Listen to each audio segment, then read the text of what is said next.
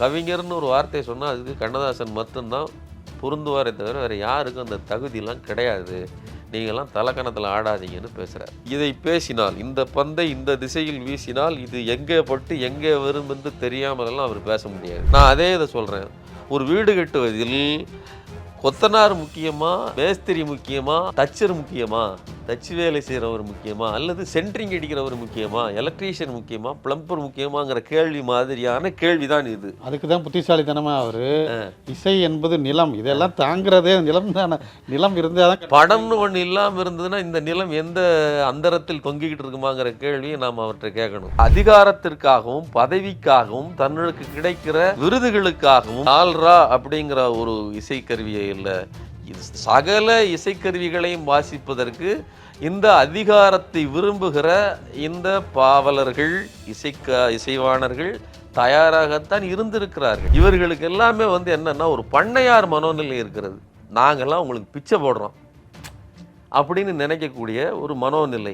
அதனால் கீழிருந்து மேலே போனாலும் கூட இந்த பண்ணையார் மனநிலை, சமூகத்தில் இருக்கக்கூடிய இந்த பண்ணையார் மனோநிலை ரசிகர்களை அடிமையாக பார்க்க தோன்றுகிறது. இதிலிருந்து தான் இந்த தலைக்கணம் கர்வம் வருகிறது. இளையராஜா பாட்டை பிற சமூகத்தாரும் கேட்டதனால்தான் இளையராஜாவின் இடத்தை அடைந்தார். அதே மாதிரி வைரமுத்துவின் பாடல்களை எல்லா சமூகத்தாரும் கேட்டதால் தான் வைரமுத்து அந்த இடத்தை அடைந்தார். அப்போ எல்லாருக்கும் வைரமுத்து மேல் பங்கு இருக்கிறது. தனிப்பட்ட முறையில் அவர் என்னுடைய அடையாளம்னு பிடிச்சிக்கிடக்கூடாது. ஆனால் அவர்கள் நமக்கு உண்மையாக இருக்கிறார்களான்னு கேள்வி கேட்டீங்கன்னா அப்படி இல்லை. இளையராஜா, வைரமுத்து 2 பேரும் இணைந்து பணியாற்றியது வெறும் 6 வருடங்கள் தான். அதன் பிறகு 38 வருடங்களாக இருவரும் பிரிந்தே இருக்கிறார்கள். ஆனாலும் இவங்களுக்குள்ளே அடிக்கடி பிரச்சனைகள் மீடியாவில், திரையுலகிலையும் ரொம்ப பரபரப்பாக இருந்துகிட்ருக்கு. இப்போ இளையராஜா காப்பிரைட்டு பிரச்சனையை எழுப்பியிருக்காரு. அது தொடர்பான வழக்கு நீதிமன்றத்தில் போயிட்டுருக்கு. அங்கே நீதிபதி இளையராஜா இசைக்கு உரிமை, காப்புரிமை கேட்குறாரு. அப்போ பாட்டு எழுதினவருக்கு இதில் எதுவும் பங்கு இல்லையா அப்படின்னு ஒரு கேள்வியை வைக்கிறாரு. அதுக்கு இளையராஜா தரப்பு இல்லை இசை தான் முக்கியம், பாட்டெல்லாம் ஒன்றும் முக்கியம் இல்லைங்கிற மாதிரி ஒரு விஷயத்த சொல்லிடுறாங்க. இதில் தான் வைரமுத்துக்கு ஆத்திரம் வருது. இதை நம்ம எப்படி வெளிப்படுத்துறதுன்னு, இது தொடர்பாக ஒரு விழா நடக்கும்போது, ஒரு திரை விழாவில் பேசும்போது இசையா மொழியா அப்படிங்கிறத அவர் பேசுகிறாரு.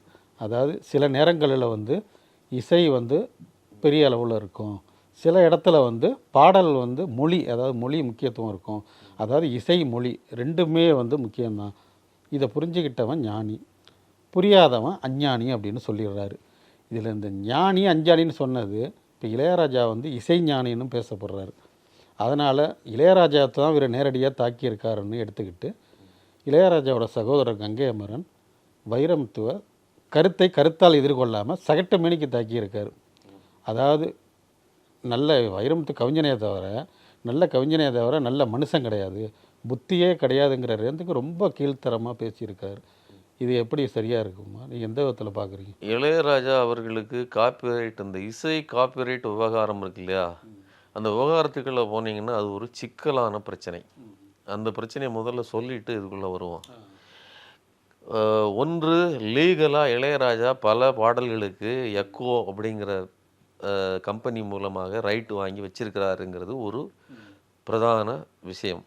அதுபோக பாடல்களுக்கு காப்பிரைட் வழங்குவதுங்கிறது ஒரு வெளிநாட்டு முறையை தான் இவங்க பின்பற்றுறாங்க. என்ன அப்படின்னா, ஒரு அமெரிக்கன் பேட்டர்னை தான் இவங்க பின்பற்றுறாங்க. அமெரிக்காவில் ஒரு பாப் ஆல்பம் இருக்குன்னா அதுக்கு முதற் காரணமாகவும் இருக்கக்கூடியவர் அந்த பாட்டை உருவாக்கியவர் தான். ஏன்னா மைக்கேல் ஜாக்சனே பாடுவார், அவரே லிரிக் எழுதுவார், அவரே நடனமாடுவார், நடிப்பார், அவரே அந்த முழு இதையும் ஆல்பத்தையும் உருவாக்குவார். அப்போ அந்த முழு பொருட்குமான காப்பிரைட்டுங்கிறது அவர் கையில் இருக்கும். சில நேரங்களில் சில கம்பெனிகள் அந்த ஆடியோ ரைட்ஸை வாங்கி வச்சுக்கிடுவாங்க. நீங்கள் எனக்கு பணியாற்றி கொடுங்கள், இந்த ரைட்ஸ் என் கையிலேருந்து.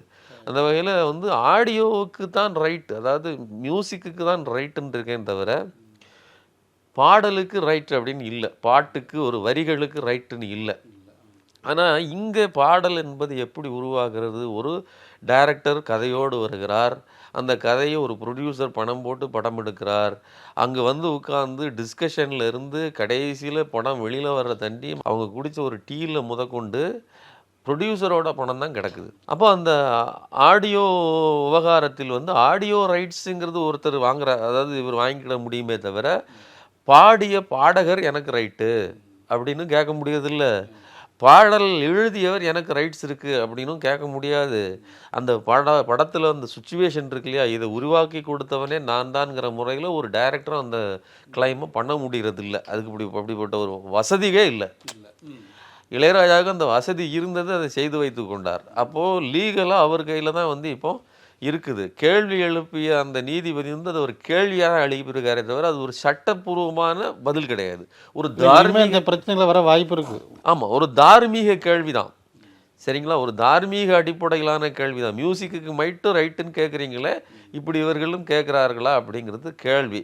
இப்போ இதில் வைரமுத்து வந்து இதற்கு பதிலளித்திருப்பது என்பது வெறுமனே இந்த நிகழ்வு இருக்கு இல்லையா, இதுக்காக மட்டும் இல்லை. ஏன்னா ஒரு சந்தர்ப்பத்தில் 2 பேரும் இருக்கிற ஒரு மேடையிலேயே வைரமுத்து கீழே இருக்கும்போதே மேடையில் பேசிய இளையராஜா என்ன சொல்லிட்டாரு அப்படின்னா, கண்ணதாசன் தான் கவிஞர்னு ஒரு வார்த்தையை சொன்னால் அதுக்கு கண்ணதாசன் மட்டும்தான் பொருந்துவாரே தவிர வேறு யாருக்கும் அந்த தகுதியெலாம் கிடையாது, நீங்கள்லாம் தலைக்கணத்தில் ஆடாதீங்கன்னு பேசுகிறார். அதாவது இதை பேசினால், இந்த பந்தை இந்த திசையில் வீசினால் இது எங்கே பட்டு எங்கே வரும் என்று தெரியாமலெல்லாம் அவர் பேச முடியாது. அப்போ கீழே இருக்கிற வைரமுத்துக்கு அது இடிக்குது. உடனே வந்து அவர் மேலே வந்து பேசும்போது எம்எஸ்விக்கு பிறகு ஒரு இசைக்கலைஞனே கிடையாது, அவர் தான் மிகப்பெரிய இசை சக்கரவர்த்தி, மெல்லிசை மன்னர்னு அவர் பேசுகிறாரு. இப்படிப்பட்ட முரண்பாடுகளை அவர்கள் மேடையிலேயே தீர்த்து கொண்ட காலங்களும் உண்டு. அப்போது இந்த அதாவது இசை பெரிதா வரிகள் பெரிதா அப்படிங்கிற முரண்பாடில் தான் இப்போ இந்த விஷயங்களெல்லாம் நம்ம கோர்த்து பார்க்கும்போது ஏன் வைரமுத்தும் இசைஞானியும் பிரிந்தார்கள் அப்படிங்கிற கேள்வி வரும்போது இந்த காரணங்களுக்காக தான் பிரிஞ்சிருப்பாங்க அப்படிங்கிறத நம்மளால் யூகிக்க முடியாது. ஏன்னா அந்த காரணம் யாருமே ரிவீல் பண்ணலை. 1000 காரணம் சொல்லப்பட்டுச்சு, எந்த காரணமுமே சரியாக பொருந்தலை. ஆனால் இந்த விஷயத்தை பொறுத்து பார்த்தீங்கன்னா என்னுடைய பாடல் தான் சிறந்ததுங்கிற எண்ணம் வைரமுத்துவுக்கு இருக்கிறது. வைரமுத்து இந்த இடத்துல மட்டும் பேசலை, அவருடைய புத்தகங்களிலே எழுதுகிறார். மொழி தான் உலகத்திலே மிகப்பெரிய கண்டுபிடிப்பு அப்படின்னு சொல்கிறாரு. அது வந்து இப்போது ஒரு மனிதன் அல்லனா ஒரு இளையராஜா இசையை பெரிதாக பேசிக்கொள்வது என்பது வேறு, இதற்கு பிறகுதான் மற்றதுன்னு சொல்வது என்பது வேறு. இப்போ இவர் வந்து மொழி தான் உலகத்திலே மிகப்பெரிய கண்டுபிடிப்புன்னு அவர் சொல்கிறார். இது ஏன் சொல்கிறாருன்னா, மொழின்னு ஒன்று சொல்லிட்டோம்னா அதில் கவிதை கவிஞங்கிறதுக்கு ஒரு பிரதான இடம் கிடைக்கிறது அப்படிங்கிற அடிப்படையில் அவர் சொல்கிறாரு. கங்கை அமரன் இதற்கு பதில் சொல்லும்போது கூட நிலம்தான் முக்கியம், அதுக்கு மேலே வீடு கட்டணும் அப்படின்னு சொல்லி ஒரு கதையை சொல்கிறாரு. நாம் என்ன சொல்கிறோம் அப்படின்னா, ஒரு வீடு கட்டுவதில் நிலங்கிறதுக்குள்ளே போவாங்க, அந்த ஒரு ஊமை சொல்கிறாரு. நான் அதே இதை சொல்கிறேன், ஒரு வீடு கட்டுவதில் கொத்தனார் முக்கியமா, மேஸ்திரி முக்கியமா, தச்சர் முக்கியமா, தச்சு வேலை செய்கிறவர் முக்கியமா, அல்லது சென்ட்ரிங் அடிக்கிறவர் முக்கியமா, எலக்ட்ரீஷியன் முக்கியமா, பிளம்பர் முக்கியமாங்கிற கேள்வி மாதிரியான கேள்விதான் இது. அதுக்கு தான் புத்திசாலித்தனமாக அவர் இசை என்பது நிலம், இதெல்லாம் தாங்கிறதே நிலம் தானே, நிலம் இருந்தால் தான். படம்னு ஒன்று இல்லாமல் இருந்ததுன்னா இந்த நிலம் எந்த அந்தரத்தில் தொங்கிக்கிட்டு இருக்குமாங்கிற கேள்வியை நாம் அவர்கிட்ட கேட்கணும். சரிங்களா, அப்போ ப்ரொடியூசர், ஹூ இஸ் ப்ரொடியூசர்னால் யார் முழுவதுமாக அந்த வீட்டை உருவாக்க வேண்டும் என்று விரும்பி அதற்காக பணம் போடுகிறானோ, சந்தை மதிப்பில், ஏன்னா பணம் தான் இங்கே பிரதானமானது. ஆனால் உழைப்பு அடிப்படையில் ஒரு மார்க்சிஸ்டாக என்கிட்ட கேட்டிங்கன்னா அது ஒரு கூட்டு உழைப்பு, கூட்டு பங்களிப்பு. அதில் தனிமையாக உரிமை கோருவதற்கு யாருக்கும் உரிமை இல்லை. இன்னும் சொல்வதாக இருந்தால், இசை இளையராஜாவிடம் இருந்து வந்தாலும் சரி, ஒரு நல்ல தரமான உயரிய ஒரு மிகச்சிறந்த ஆற்றல் அருவி மாதிரி வைரமுத்துவிடமிருந்து கவிதையாக வந்தாலும் சரி, அது வெறுமனே வைரமுத்து இளையராஜாவினுடைய பொருள் அல்ல, அது சமூகத்தின் பொருள்னு நான் சொல்கிறேன். உங்களுடைய படைப்பு உங்களிடமிருந்து உங்கள் வழியாக வருகிறது, ஆனால் அந்த சமூகம் அதற்கு முன்னாடியே இசை கருவிகளையும் இசையை எப்படி எழுத வேண்டும் என்றும் ஏற்கனவே பழைய முறைகளையும் உருவாக்கி வச்சிருச்சு. நீங்கள் மெல்லிசை மன்னர் வரையிலும் ஒரு இசை பாட்டனை அவங்க உருவாக்கி வச்சுட்டாங்க. நீங்கள் அடுத்த கட்டமாக அதற்கு மேல் உருவாக்குகிறீர்கள். நீங்கள் இதை எங்கே பார்க்கலாம் அப்படின்னா, மூலதனத்தை எழுதிய மார்க்ஸ் சொல்கிறாரு, எல்லாவற்றையும் அவர் வந்து கிரிட்டிசைஸ் பண்ணுறாரு. ஆனால் ஹெகலினுடைய தோள்களிலிருந்து நான் பார்க்கிறேன். ஹெகல் அவர் வந்து விமர்சிச்சுட்டு தான், அதுக்கு முன்னாடி வரையிலும் ஹெகலிய தத்துவ ஞானிகள், பொருளாதாரம்னா யாருன்னா ஹெகலியவாதிகள்ங்கிறது தான். ஹெகலுடைய தோள்களில் இருந்து பார்ப்பதால் தான் நான் இந்த உலகத்தை இவ்வளவு சொல்கிறார். அப்போது தனக்கு முன்னால் உருவாக்கப்பட்ட அறிவு உலகத்தின் சிந்தனை போக்கிலிருந்து நான் சிந்திக்கிறேன் அப்படின்னு சொல்றது ஒரு சிந்தனாவாதியின் நேர்மையான ஒப்புதல் வாக்குமூலம். என் கவிதைகளும் என்னுடைய இசையும் எங்கேயோ இருந்து வானத்திலிருந்து கொட்டுகிறது, நான் உங்களுக்கு அளிக்கிறேன், இதை வாங்கிக் கொள்ளுங்கள் அற்ப பதர்களே அப்படின்னு பிறரை பார்த்து கூறுவது என்பது ஒரு தலைக்கணத்தின் உச்சம். அதை வைரமுத்து சொன்னாலும் சரி, அல்லது இளையராஜா சொன்னாலும் சரி, அல்லது பாலச்சந்தர் சொன்னாலும் சரி, அல்லது பாரதி ராஜா சொன்னாலும் சரி, இந்த சமூகம் உங்களுக்கு ஒரு வாழ்க்கையோ ஒரு வசதியையோ ஒரு வாய்ப்பையோ வழங்காமல் போனால் இந்த அற்புதங்கள் உங்களுக்குள்ள உங்கள் வழியாக நடந்திருக்காது. சொல்றது உங்களுக்கு புரியுதா? இப்போ நீங்க ஒருத்தர் இசை குறித்து சிந்தித்து கொண்டிருப்போது அல்லது ஒரு பாடல் குறித்து சிந்தித்து கொண்டிருக்கும் போது அங்கே ஓடிக்கொண்டிருக்கிற ஏசி நின்றுச்சுன்னா அதை ரிப்பேர் பண்றதுக்கு ஒரு எலக்ட்ரீஷியன் வரணும், அவன் வேலை செய்யறான். அங்க கரண்ட் கட் ஆயிடுச்சுன்னா அங்க ஒரு லைன்மேன் வரணும். அவங்களுக்கு மத்தியானம் ஆயிட்டுனா சாப்பாடு வரணும், அங்கே ஒரு பெண்ணோ ஒரு ஆணோ நின்று அந்த சமையலை உங்களுக்காக, நீங்க 8 மணிக்கு சாப்பிடுவீங்கன்னு சொல்லி உங்களுக்கு 6 மணிக்கே முழித்து சமையலை செஞ்சு வச்சுட்டு போயிருக்கிறா. அந்த பெண்ணுடைய சாப்பாட்டை தான் நீங்கள் சாப்பிட்றீங்க. அப்போ இந்த அதாவது பணம் நான் கொடுத்துட்டேன் வந்துருச்சு அப்படின்னு நீங்கள் சொல்லக்கூடாது. அப்போது இந்த சமூகம் உங்களுக்கு இந்த உடலில் உயிரையும் சிந்தனையும் எல்லாவற்றையும் ஊற்றிருக்குது. ஒரு கலைஞனாக இந்த பொது உணர்ச்சி இவர்களுக்குள் இல்லை அப்படிங்கிறத நம்மளால் பார்க்க முடியுது. அதனால தான் இவர்கள் எல்லா இடங்களிலும் தங்களுக்கான முன்னுரிமையை பற்றி பேசி கொண்டிருக்கிறார்களே தவிர இந்த பாடல்களுக்குள் நாங்கள் எந்த சமூக கருத்தை கொடுத்தோம், நாங்கள் வளர்ந்து வந்த சமூகத்துக்கு என்ன பதில் செய்தோம், அப்படியெல்லாம் நீங்கள் இவர்களை தோண்டி பார்த்தீங்கன்னா இதில் எந்த நபர்களுமே, நான் வேற எந்த பெரிய சினிமாக்காரர்களையுமே இந்த இடத்தில் ஒப்பிட்டு சொல்ல முடியாது. பலரும் தன்னுடைய அறிவும் ஆற்றலும் தன்னிடமிருந்து மட்டும்தான் வருகிறது என்ற கற்பனையில் இருக்கிறார்கள். இப்போ அது கங்கை மரம் அதான் அந்த விஷயத்தில் அதான் வைரமுத்து மனுஷனே கிடையாது, நல்ல புத்தியே கிடையாதுங்கிறாரு. அது இன்னொரு கட்டத்தில் அவர் இதில் அரசியலையும் தொடர்புபடுத்துகிறாரு. இவர் வைரமுத்து திமுக சார்பாக உள்ளவருங்கிறதுனால கலைஞர் கொடுத்த இடத்துல தான் வீடு கட்டிட்டு வாழ்கிறாரு, ஜால்ரா அரசியலில் ஜால்ரா அடித்து பெரிய இடத்துக்கு வந்துட்டார் அப்படிங்கிறாரு. கங்கையமரன் யாரிடம் ஜால்ரா அடித்து எப்படி வாழ்ந்து கொண்டிருக்கிறார், அல்லது அவர் எந்த இடத்தில் சேர்ந்திருக்கிறார், இதையெல்லாம் மாற்றி மாற்றி பேசுவது என்பது அதாவது அந்த முதல்ல அந்த விமர்சனமே ஒரு கேவலமான விமர்சனம். நான் தான் சொல்கிறேன் இல்லையா, இவரிடம் ஜால்ரா அடித்து அவர் இது பொதுத்தன்மையாக இருக்குது.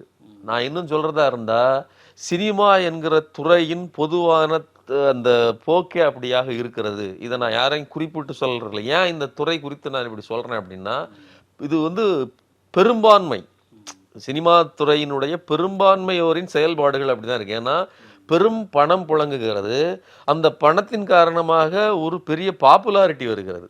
இப்போ நீங்கள் ஒரு இண்டஸ்ட்ரி வச்சுருந்தீங்கன்னா பாப்புலாரிட்டி கிடையாது.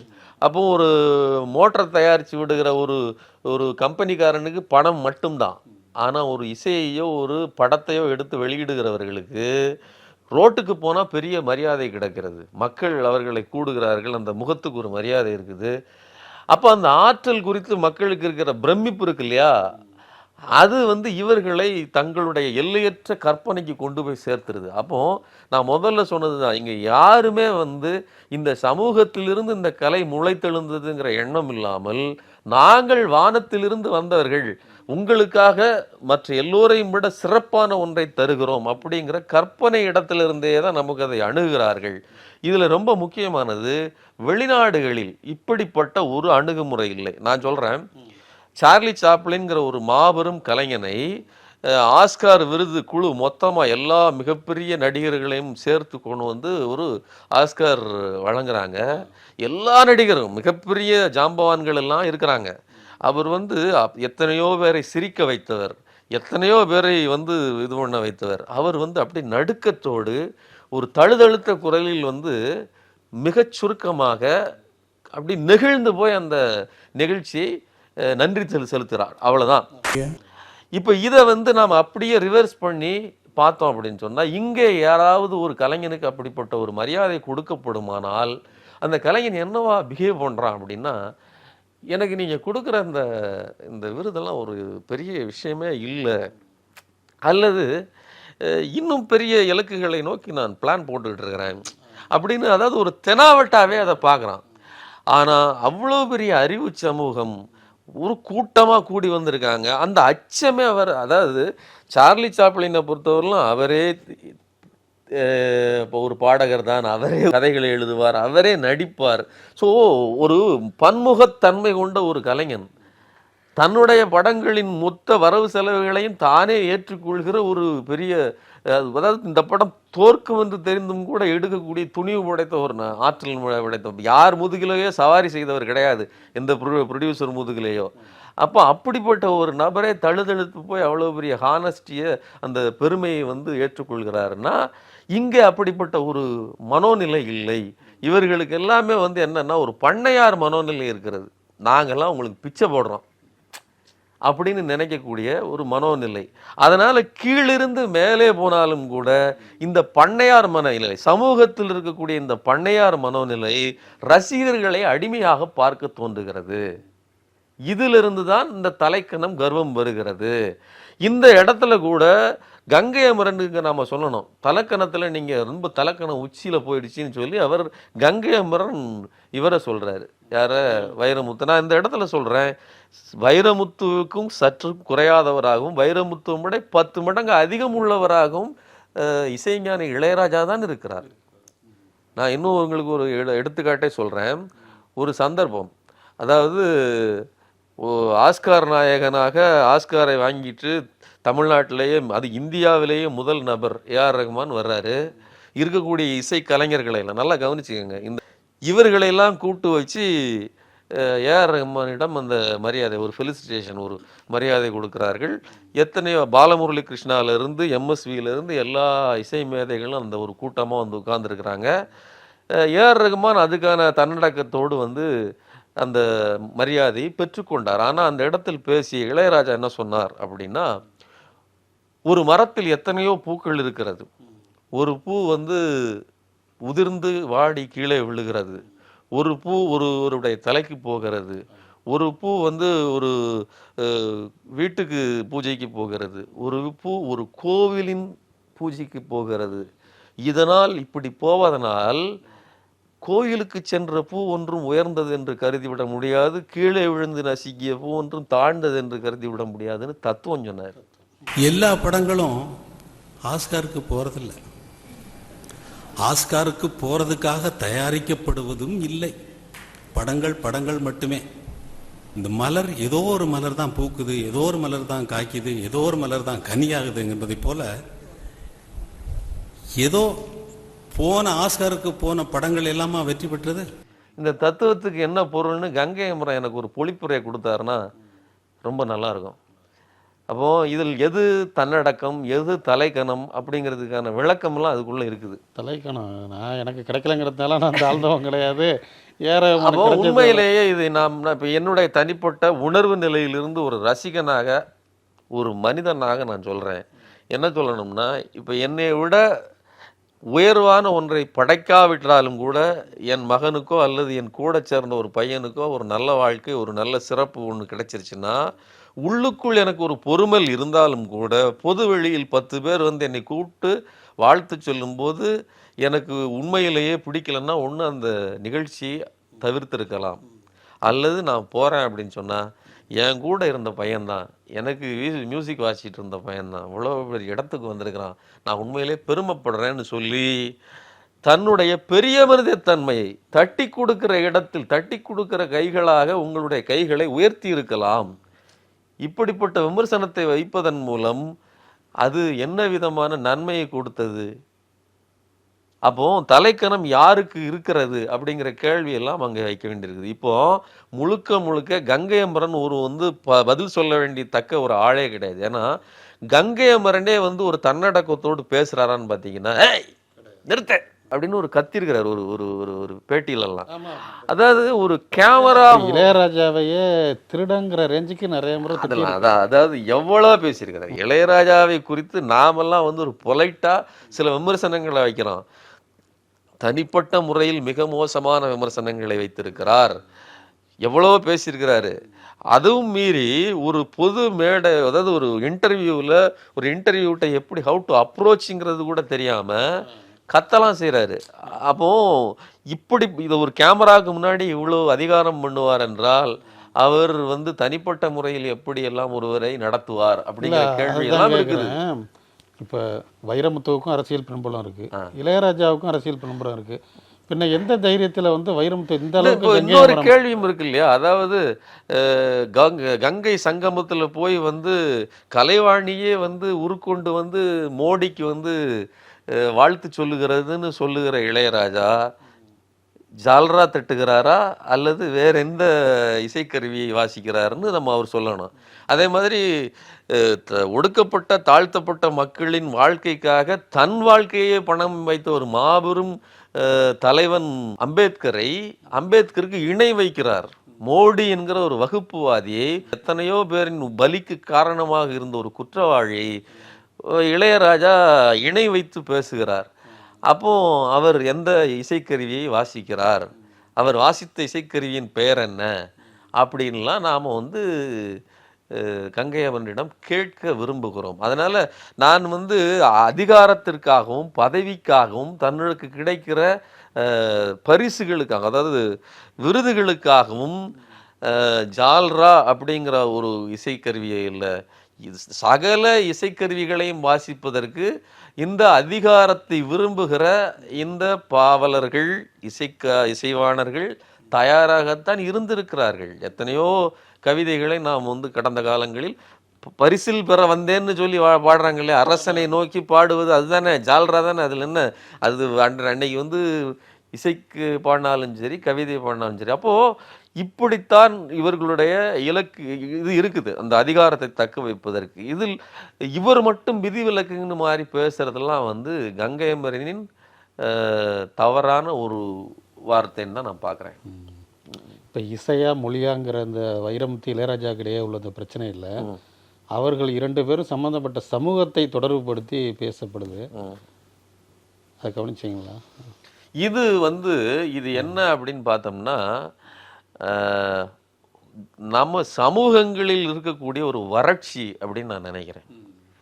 முதல்ல சமூகம் சொல்றது ஜாதியை சொல்கிறேன். இந்த ஜாதிகள் முதலில் தங்களுக்கென்று ஒரு அடையாளத்தை தேடுகின்றன.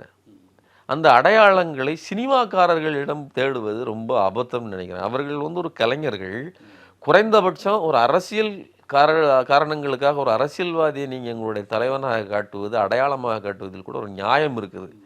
ஏன்னா அவர்கள் இந்த சமூகத்தில் அரசியல்வாதிகள் லாபம் பார்த்தாலும் கூட குறைந்தபட்சம் அந்த ஜாதிக்கோ அல்லது குறிப்பிட்ட பொது சமூகத்திற்கோ ஏதோ ஒன்றை, ஒரு தலைவரை நீங்கள் காட்டினீங்கன்னா இவர் பள்ளிக்கூடம் கட்டினார்னு சொல்லுவாங்க, ஒரு தலைவரை இன்னொரு இடத்துல காட்டினீங்கன்னா அவர் சத்துணவு போட்டாருன்னு சொல்கிறாங்க, ஒரு தலைவரை காட்டினீங்க அப்படின்னு சொன்னால் அவர் காலை உணவு திட்டத்தை கொண்டு வந்தாருங்கிறாங்க. அவர் வேற எந்த விமர்சனங்களும் இருக்கலாம். ஆனால் ஒரு 4 பேருக்கு சாப்பாடு போட்ட, ஒரு 4 பேரை படிக்க வைத்த, இந்த சமூகத்தை அடுத்த கட்டத்துக்கு உயர்த்திய, அல்லது தான் பிறந்த குறிப்பிட்ட சமூகத்துக்கு லாபகரமாக இருந்தால், எங்கள் ஜாதிக்கு இதெல்லாம் செஞ்சாருன்னு கூட ஒரு ஜாதிகாரன் சொல்லிக்கிட்டு தெரிஞ்சா கூட பரவாயில்ல.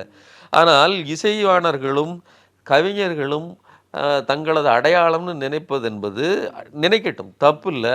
ஆனால் அதை ஒரு பெரிய முக்கியமான விஷயமாக கருதக்கூடாது.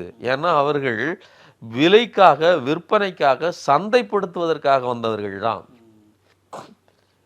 அதில் பல பாடல்களும் பல இதுகளும் வந்து நாம தான் அவர்களை அங்கீகரித்து உட்கார வச்சிருக்கோமே தவிர அவர்களுக்கு அந்த எல்லையற்ற கர்வத்துக்கான அந்த இது இங்கே எண்ணுமொன்றுமே கிடையாது. நான் ஏற்கனவே சொல்லிட்டேன்.